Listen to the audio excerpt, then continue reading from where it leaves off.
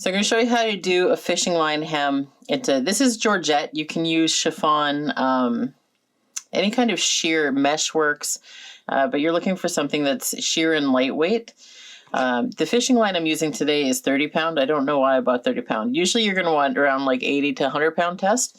The weight rating tells you how thick and strong this is. So the lighter the weight rating, like where it's 30 pound like this, it's good for extremely lightweight. Like normally I'd use this in a chiffon, or that's about it.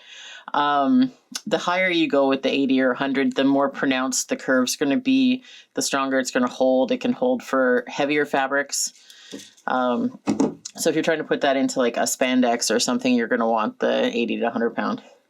So I've got this skirt I pre-cut. And what you're going to do is at your starting point, and this is a circle, so I don't really have a set starting point. There's no seam or anything to start at.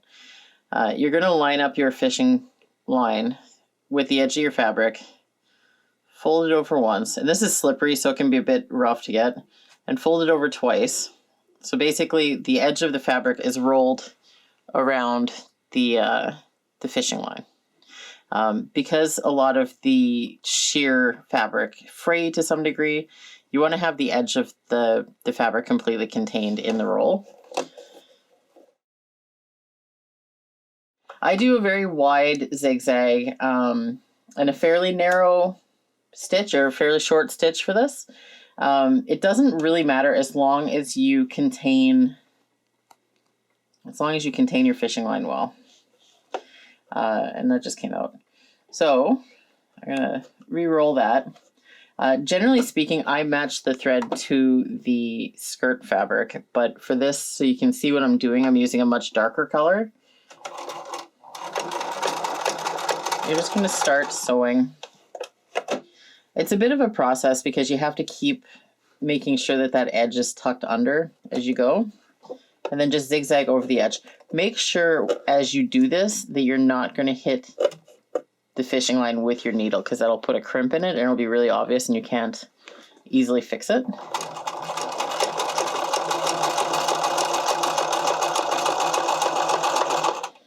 And this is actually a wider zigzag than I really need to, but I wanted to be able to show you what I'm doing. And tuck that under.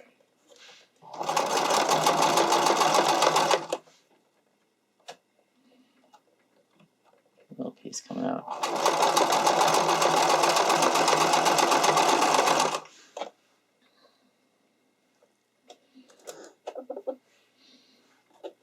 And now, like I said, generally speaking, you want to have the edge completely contained.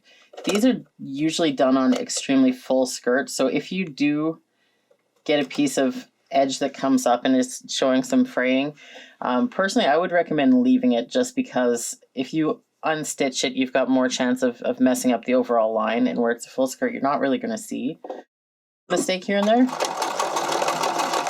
Like that just came up.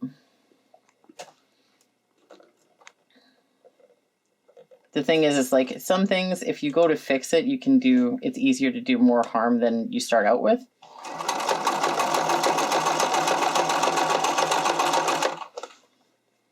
So, but this is why it's good to just really take your time and try to get it right the first time.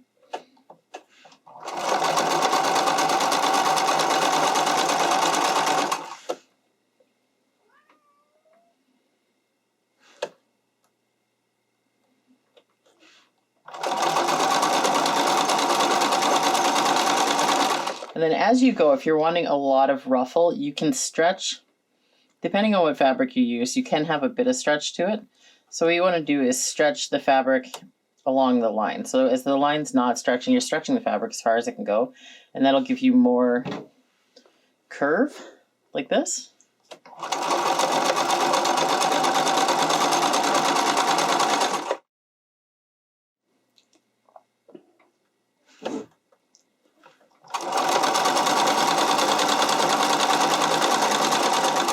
And basically, you can do this on a serger also. I know some people don't necessarily like the look of zigzag. Again, if you're not trying to use a contrast color like I did here, it's not going to show that much.